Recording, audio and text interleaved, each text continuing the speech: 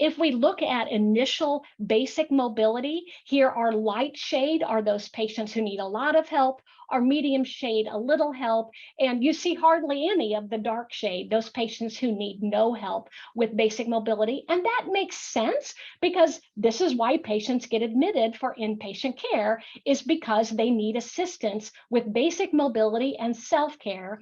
And for time, I did not include our self-care figures, but they followed the exact same pattern that we see for basic mobility.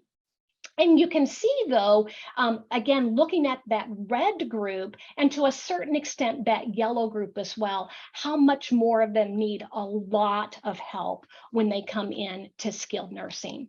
At discharge now, we see a little bit more emergence of that dark color. These are the patients, that dark shade. These are the patients who don't need help by discharge. And we're seeing that represented nicely in our bottom two groups, our patients who are changing quite a bit to a certain degree in our non-ambulatory group, but when you are non-ambulatory or either short-term or long-term, that certainly does create mobility challenges. And we're seeing that reflected here with most of those patients needing a little help at discharge.